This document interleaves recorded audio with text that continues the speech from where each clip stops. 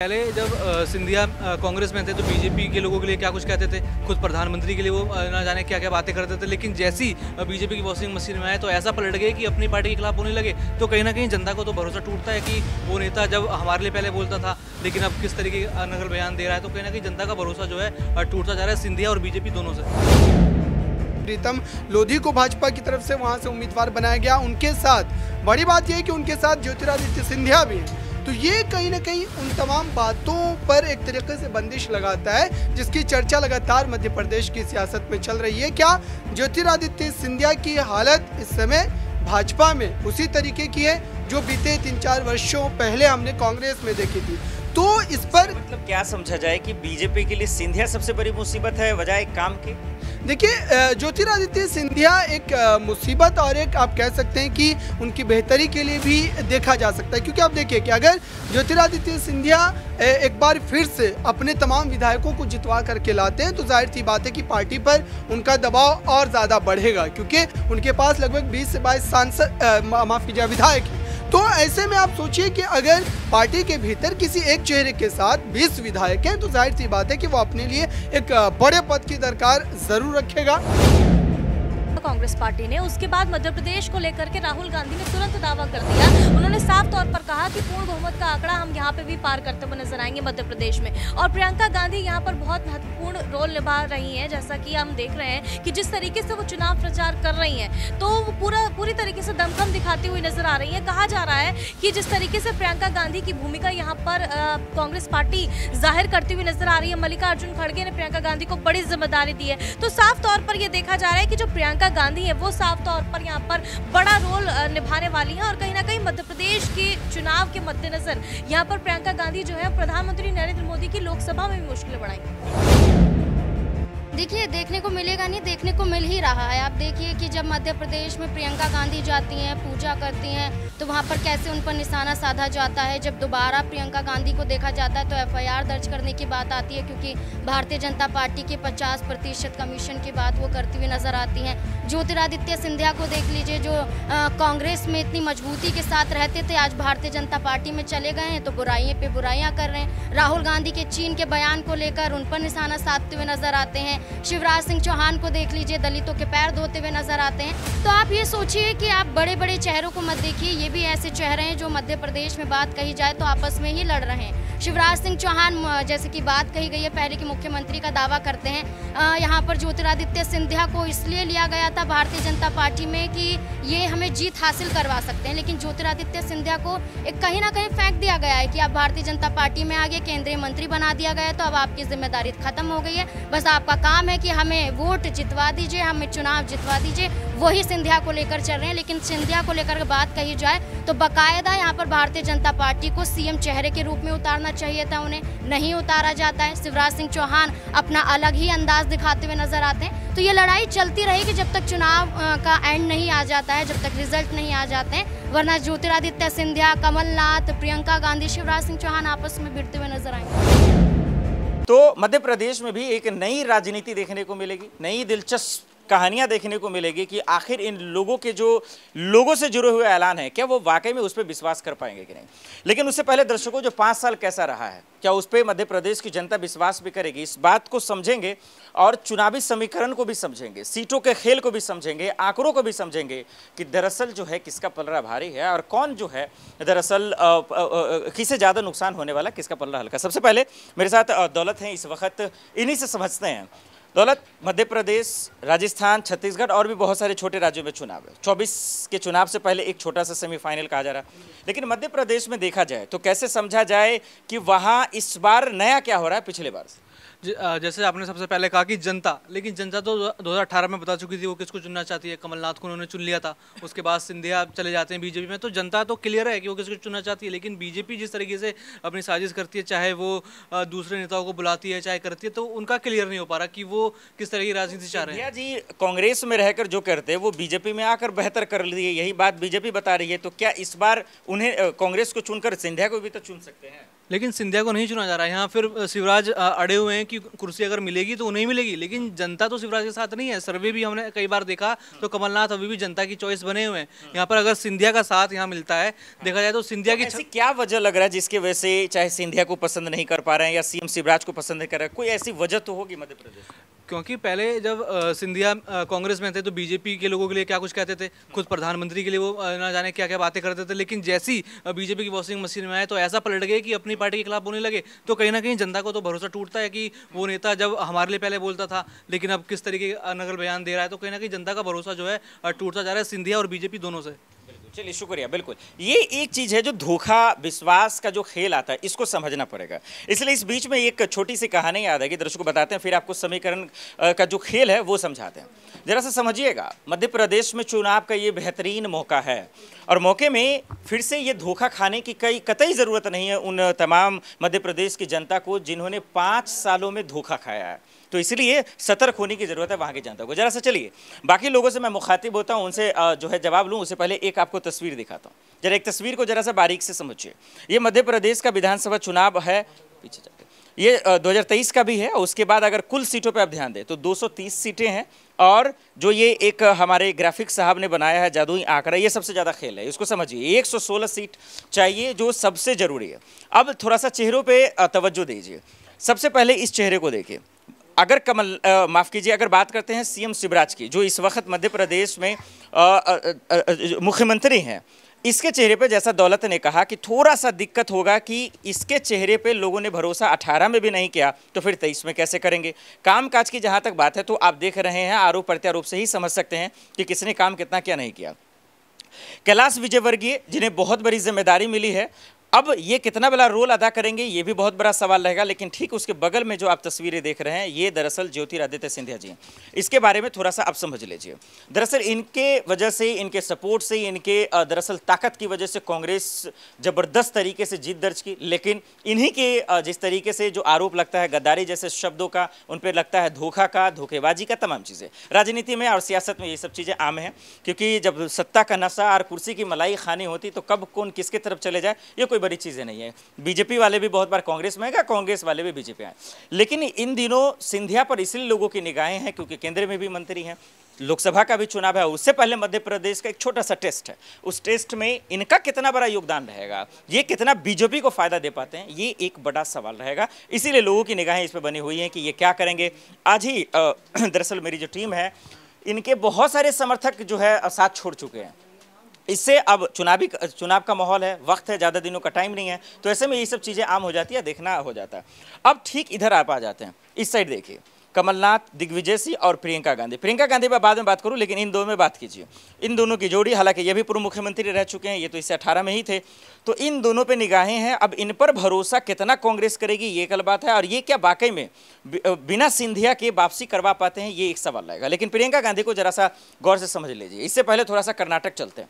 कर्नाटक में आपने देखा कि 40% की कहानी आपने कैसे देखा कि जो करप्शन, भ्रष्टाचार का मामला इन सबके सामने आया, और इस बेस पे राहुल गांधी, प्रियंका गांधी और तमाम स्टार लिस्ट में था, खास करके चुनाव प्रचारों के, तो उसमें प्रियंका गांधी का बहुत बड़ा रोल अदा था। राहुल गांधी का भी, उन्होंने भ्रष्टाचार पहली बार करप्शन के मामले पर मोदी जी को घेरा, बीजेपी सरकार को घेरा और वाकई में उन्हें पस्त कर दिया, मजबूर कर दिया सोचने पर। और यही वजह रही कि देखिए वहाँ बीजेपी को हराया और कांग्रेस की सरकार बन गई। अब जो सबसे बड़ा सवाल है, ये समीकरण आपने देखा कि हालांकि दरअसल दिग्विजय की बात करें, कमलनाथ की बात करें, या फिर अगर हम सिंधिया और कैलाश विजयवर्गीय हैं, नरोत्तम मिश्रा और बहुत सारे छोटे छोटे नेता हैं, हालांकि ये बड़े नेता हैं लेकिन इससे बेहतर काम छोटे नेता करते हैं, तो इन लोगों पे भी निगाहें लोगों की बनी रहेंगी, लेकिन सिंधिया ज़्यादा। अब जरा सा समझते हैं कि मुद्दे क्या आएंगे। लोगों का जो विश्वास का सवाल है, धोखा का सवाल है, क्या इस पे उठ पाएंगे इस बार मध्य प्रदेश के चुनाव में, नया क्या चीज़ें हैं, ये देखना बहुत बड़ी बात रहेगी। अबरार है मेरे साथ मौजूद। अबरार, जो एक सवाल बहुत बड़ा रहता है वो सवाल ये कि इस बार के चुनाव में नया क्या, उस बार के चुनाव में नया क्या, सरकार ने क्या कामकाज किया और किसका पलड़ा भारी, उस सवाल से हूँ। लेकिन इस बार नया खास क्या हो रहा है मध्य प्रदेश के चुनाव? देखिए, मध्य प्रदेश में इस बार भारतीय जनता पार्टी लगातार उन सीटों पर फोकस कर रही है, खास करके जिन सीटों को वो बीते विधानसभा चुनाव में हार चुकी है। और इसके लिए मैं एक सीट का खासतौर से जिक्र करना चाहूँगा, पिछोर विधानसभा सीट, जो कि शिवपुरी ज़िला के अंतर्गत बात आती है वहाँ पर लगभग 6 बार से भारतीय जनता पार्टी लगातार हार रही है और कांग्रेस उस सीट को जीत रही है। केपी सिंह वहाँ से कांग्रेस के उम्मीदवार हैं, वो लगातार जीतते आ रहे हैं। और आज की जो बड़ी खबर है उस सीट से, खास करके पिछोर विधानसभा सीट से, वो ये है कि आज खुद शिवराज सिंह चौहान उस सीट पर जा रहे हैं अपने प्रत्याशी के समर्थन में जनसभा करने के लिए। प्रीतम लोधी को भाजपा की तरफ से वहाँ से उम्मीदवार बनाया गया। उनके साथ बड़ी बात यह है कि उनके साथ ज्योतिरादित्य सिंधिया भी हैं। तो ये कहीं ना कहीं उन तमाम बातों पर एक तरीके से बंदिश लगाता है जिसकी चर्चा लगातार मध्य प्रदेश की सियासत में चल रही है। क्या ज्योतिरादित्य सिंधिया की हालत इस समय भाजपा में उसी तरीके की है जो बीते 3-4 वर्षों पहले हमने कांग्रेस में देखी थी? तो इस पर मतलब क्या समझा जाए कि बीजेपी के लिए सिंधिया सबसे बड़ी मुसीबत है बजाय काम के? देखिए, ज्योतिरादित्य सिंधिया एक मुसीबत और एक आप कह सकते हैं कि उनकी बेहतरी के लिए भी देखा जा सकता है। क्योंकि आप देखिए कि अगर ज्योतिरादित्य सिंधिया एक बार फिर से अपने तमाम विधायकों को जितवा करके लाते हैं तो जाहिर सी बात है कि पार्टी पर उनका दबाव और ज़्यादा बढ़ेगा, क्योंकि उनके पास लगभग 20 से 22 सांसद माफ़ कीजिए विधायक हैं। तो ऐसे में आप सोचिए कि अगर पार्टी के भीतर किसी एक चेहरे के साथ 20 विधायक हैं तो जाहिर सी बात है कि वो अपने लिए एक बड़े पद की दरकार जरूर रखेगा पार्टी हाईकमान के सामने। लेकिन फिलहाल भारतीय जनता पार्टी हाईकमान कहीं ना कहीं इन तमाम सवालों को खारिज कर देना चाहती है और यही वजह है कि आज पिछोर विधानसभा सीट पर दोनों ही बड़े चेहरे जो है वहां पर आ रहे हैं। आपने गुजरात का चुनाव देखा होगा, वहां पे बीजेपी और वर्सेस कांग्रेस की लड़ाई हमेशा से चलती रही है। अब शायद आगे ना चले क्योंकि आम आदमी पार्टी की एंट्री हो गई। उनके पुरजोर से कहीं ना कहीं कांग्रेस को ही नुकसान हुआ, जो हमेशा 50-50 का फाइट हो रहा था। इस बार फिर से एक बार यूपी में बाबा, मामा मध्य प्रदेश में, और अब केजरीवाल ने चाचा का इस्तेमाल कर दिया।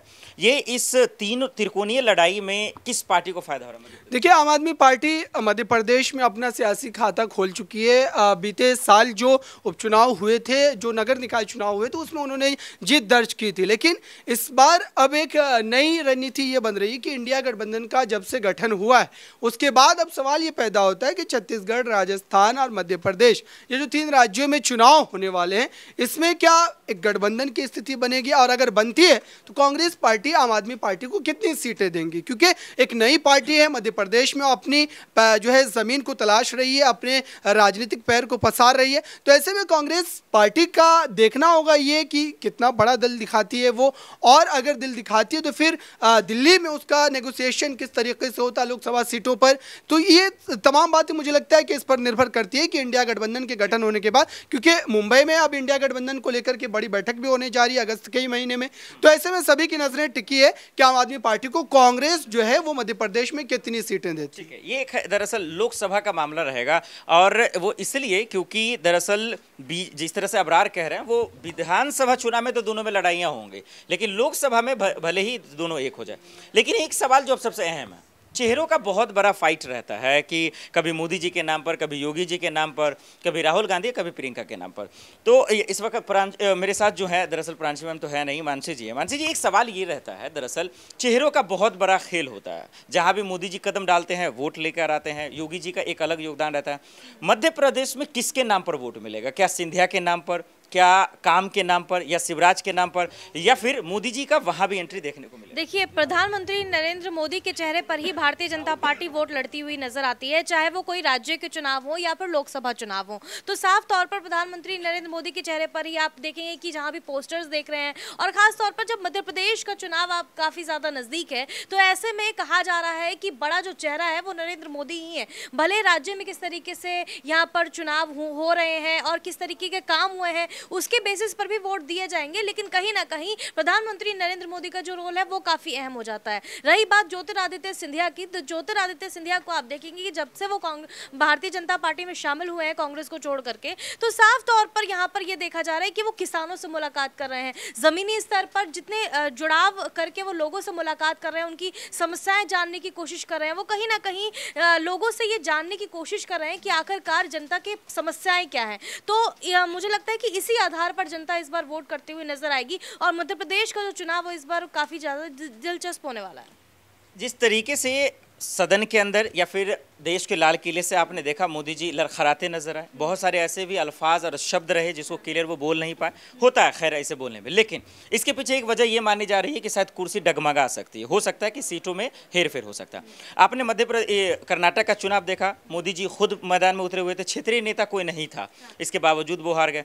तो क्या मध्य प्रदेश में ऐसा देखने को मिलेगा कि हर जगह वो खुद कदम जो डालते हैं जिसकी वजह से क्षेत्रीय नेताओं का जो वैल्यू होता है वो कम हो जाता है, जिसकी वजह से उन्हें हार का सामना करना? देखिए, आप देखेंगे कि कर्नाटक में जब पूर्ण बहुमत के साथ चुनाव जीता कांग्रेस पार्टी ने, उसके बाद मध्य प्रदेश को लेकर के राहुल गांधी ने तुरंत दावा कर दिया। उन्होंने साफ तौर पर कहा कि पूर्ण बहुमत का आंकड़ा हम यहाँ पे भी पार करते हुए नजर आएंगे मध्य प्रदेश में। और प्रियंका गांधी यहाँ पर बहुत महत्वपूर्ण रोल निभा रही हैं, जैसा कि हम देख रहे हैं कि जिस तरीके से वो चुनाव प्रचार कर रही हैं तो वो पूरी तरीके से दमखम दिखाती हुई नजर आ रही है। कहा जा रहा है कि जिस तरीके से प्रियंका गांधी की भूमिका यहाँ पर कांग्रेस पार्टी जाहिर करती हुई नजर आ रही है, मल्लिकार्जुन खड़गे ने प्रियंका गांधी को बड़ी जिम्मेदारी दी है, तो साफ तौर पर यह देखा जा रहा है कि जो प्रियंका गांधी है वो साफ तौर पर यहाँ पर बड़ा रोल निभाने वाली हैं। और कहीं ना कहीं मध्य प्रदेश के चुनाव के मद्देनजर यहाँ पर प्रियंका गांधी जो है प्रधानमंत्री नरेंद्र मोदी की लोकसभा में भी मुश्किलें बढ़ाएंगी। बिल्कुल, बहुत बहुत शुक्रिया।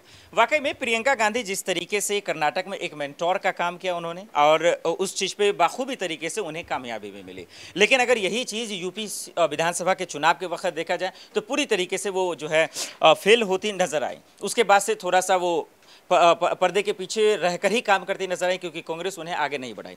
लेकिन अब जो सबसे बड़ा सवाल है, मणिपुर जाएं तो महिलाओं का सवाल होता है। अगर आप देश की बेटियों की चर्चा करें, यानी कि आप बृजभूषण शरण सिंह का मामला जाते हैं, तब भी उस पर सवाल आता है।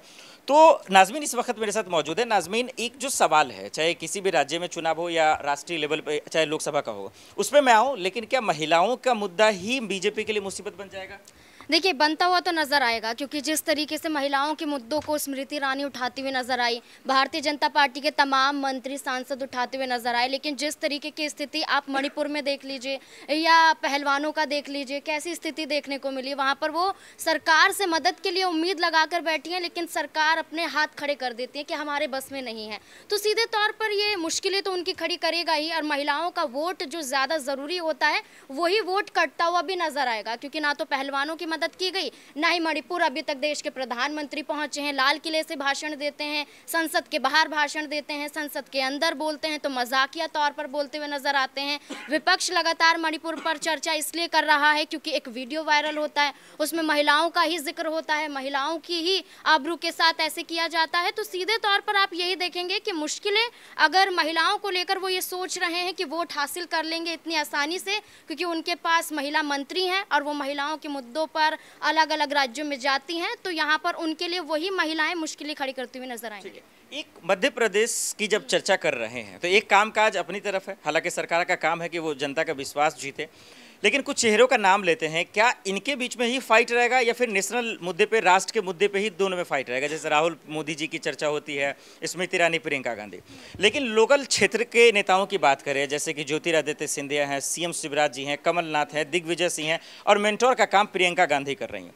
क्या वहाँ के लोकल नेताओं के बीच में फाइट देखने को मिलेगा या फिर वही नेशनल के जो मुद्दे मतलब नेता है उससे फाइट देखने को मिलेगा? देखिए, देखने को मिलेगा नहीं, देखने को मिल ही रहा है। आप देखिए कि जब मध्य प्रदेश में प्रियंका गांधी जाती हैं, पूजा करती हैं, तो वहाँ पर कैसे उन पर निशाना साधा जाता है। जब दोबारा प्रियंका गांधी को देखा जाता है तो एफआईआर दर्ज करने की बात आती है, क्योंकि भारतीय जनता पार्टी के 50% कमीशन की बात वो करती हुई नजर आती हैं। ज्योतिरादित्य सिंधिया को देख लीजिए, जो कांग्रेस में इतनी मजबूती के साथ रहते थे, आज भारतीय जनता पार्टी में चले गए हैं तो बुराइयों पे बुराइयां कर रहे हैं। राहुल गांधी के चीन के बयान को लेकर उन पर निशाना साधते हुए नजर आते हैं। शिवराज सिंह चौहान को देख लीजिए, दलितों के पैर धोते हुए नजर आते हैं। तो आप ये सोचिए कि आप बड़े बड़े चेहरों को मत देखिए, ये भी ऐसे चेहरे हैं जो मध्य प्रदेश में बात कही जाए तो आपस में ही लड़ रहे हैं। शिवराज सिंह चौहान, जैसे कि बात कही गई है पहले कि मुख्यमंत्री का दावा करते हैं, यहाँ पर ज्योतिरादित्य सिंधिया को इसलिए लिया गया था भारतीय जनता पार्टी में कि ये हमें जीत हासिल करवा सकते हैं, लेकिन ज्योतिरादित्य सिंधिया को एक कहीं ना कहीं फेंक दिया गया है कि आप भारतीय जनता पार्टी में आगे केंद्रीय मंत्री बना दिया गया है, तो अब आपकी जिम्मेदारी खत्म हो गई है, बस आपका काम है कि हमें वोट जितवा दीजिए, हमें चुनाव जितवा दीजिए। वही सिंधिया को लेकर चल रहे हैं। लेकिन सिंधिया को लेकर बात कही जाए तो बाकायदा यहाँ पर भारतीय जनता पार्टी को सीएम चेहरे के रूप में उतारना चाहिए था, उन्हें नहीं उतारा जाता है। शिवराज सिंह चौहान अपना अलग ही अंदाज दिखाते हुए नजर आते हैं। तो ये लड़ाई चलती रहेगी जब तक चुनाव का एंड नहीं आ जाता है, जब तक रिजल्ट नहीं आ जाते हैं, वरना ज्योतिरादित्य सिंधिया, कमलनाथ, प्रियंका गांधी, शिवराज सिंह चौहान आपस में भिड़ते हुए नजर आएंगे। चलिए, बहुत बहुत शुक्रिया। वाकई में जब तक तारीखों का ऐलान नहीं होगा उससे पहले हम सबके बीच में सिर्फ यही चीज़ देखने को मिलेंगी कि दरअसल किसने क्या काम किया। लेकिन दरअसल चुनौतियों की बात करें और अगर दावों की बात करें तो इसमें भले ही सरकार के लिए चुनौतियां तो हैं कि वो अपने कामकाज के बारे में कैसे जनता को बता पाते हैं, उनका दिल कैसे जीत पाते हैं, लेकिन एक सच्चाई ये रहेगी कि उससे भी ज़्यादा बड़ी जो चुनौती है वो दरअसल वो सिर्फ और सिर्फ कांग्रेस के लिए, क्योंकि जनता ने सबसे पहले उन्हें ही चुना था। भले ही कुछ विधायकों की वजह से सरकार गिर गई कि आखिर उसके बाद अब कैसे वो उस विश्वास को बनाए रखते हैं और लोगों के बीच में जाते हैं, डोर टू डोर कैंपेन, और सबसे पहले 24 के चुनाव से पहले आपकी मजबूती कितना है ये इसी का एहसास इस बात से हो जाएगा। भले ही मुद्दों की जहाँ तक बात है तो तमाम सहयोगी ने ये बताया कि करप्शन, भ्रष्टाचार और तमाम ऐसे मसले हैं वो तो रहेंगे, लेकिन इसके बावजूद इससे ऊपर एक राजनीति है, सियासत, जिसमें मुद्दों का जो है पतन हो जाता है और यही वजह है कि उस पर नेता हमेशा हिंदू मुस्लिम कर अपनी राजनीति रोटियां चमका लेते हैं। अब ऐसे बीच में मध्य प्रदेश के चुनाव में ये देखना पड़ेगा कि आखिर प्रियंका गांधी कितना बड़ा रोल अदा करते नजर आती है। दर्शकों, आपको क्या लगता है कि आखिर मध्य प्रदेश में इस बार कौन बाजी मारेगा? क्या फिर से एक बार सीएम बन पाएंगे सीएम शिवराज साहब? आप हमें कॉमेंट कर जरूर बताइएगा। अभी के लिए दीजिए इजाजत और आप देखते रहे नेक्स्ट 9 न्यूज़। नमस्कार।